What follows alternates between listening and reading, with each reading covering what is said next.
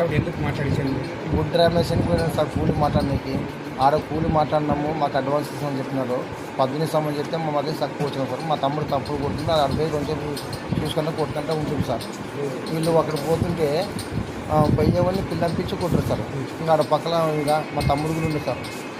ఉంటే దండించా, ఏం కొడుకులు గిరుకులు అంటారు అంటే నాకు దండేసింది. కొడక ఎక్కువ మాడతాడు మాదగన కొడుకు మాదగన కొడుకులు ఎక్కువ చాలా పోకరు ఎక్కువ పై కొడుకు తీసాను నా దగ్గర పోతారని అంటే సరిగ్గా మాట్లాడరా బాబు కొడుకులు ఇస్తానంటే అంటే దండిస్తుంది. దండిస్తే దీని కాదు మా ఆయన అనిపించిన ఎందుకంటారా పోయి యువతతో అంత తప్పు కూడా అంతా ఒకటే కదబ్బా అన్నదని పెద్ద మాట్లాడుతుంది. అనేలా కొన్ని శేఖర్ అని పిల్లలు ఫోన్ చేయించి వచ్చిన చుట్టుపట్టు కొట్టిసారు. పిల్లలు ఉన్నారు సార్. మన ఎవరిని చూడలేదు సార్. ఎందుకు వస్తుంది అంటున్నాను. అట్లే కింద పడాను సార్. బూటు నిమిషం కొట్టినారు. వంతలా వాసిన సార్ అనుకుంటారు. ఎవరు కొట్టినారు మీ మీద? దాడి చేసింది ఎవరు? శేఖర్ అనే పిల్లలు సార్. ఇంకా వడకుడే సార్, వడకుడే మేము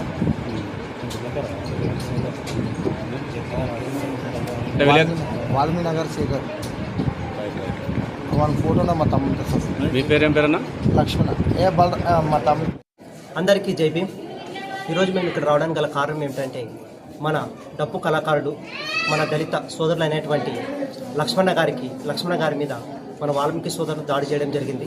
విషయం ఏమిటంటే మన సోదరుడు వచ్చేసి దళిత సోదరుడు వచ్చేసి వేరొక చోట డప్పు కొట్టుకొని నైట్ వచ్చే టైంలో ఇక్కడ వేరే వ్యక్తులు కొద్దిసేపు మా కొట్టానంటే వాళ్ళు అక్కడ డప్పు వాయించుకొని వాళ్ళకు టైం అయిపోయింటే వెళ్తామంటే అక్కడికి వెళ్ళనీయకుండా ఎలా వెళ్తారు అని కులం పేరుతో దూషించి ఆయన్ని కొట్టడం జరిగింది.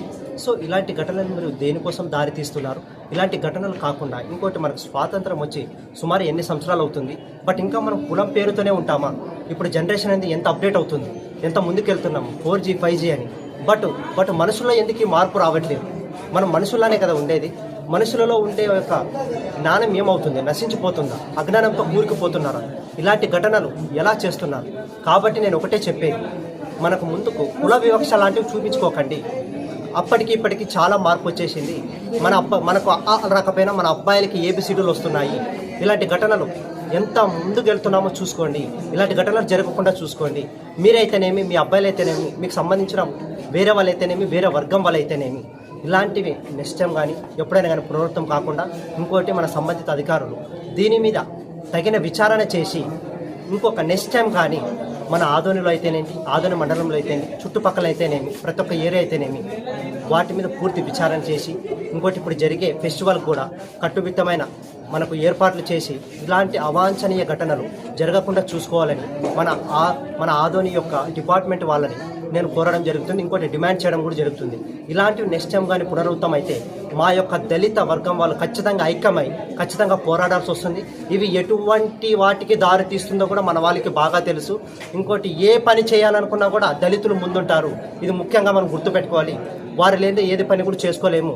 ఎగ్జాంపుల్, మున్సిపాలిటీలో ప్రతి ఒక్కరు వాళ్ళే ఉంటారు. వాళ్ళు మార్నింగ్ మనకు కసువు తీస్తే కూడా మన ఇంటి ముందు చెత్త పోదు.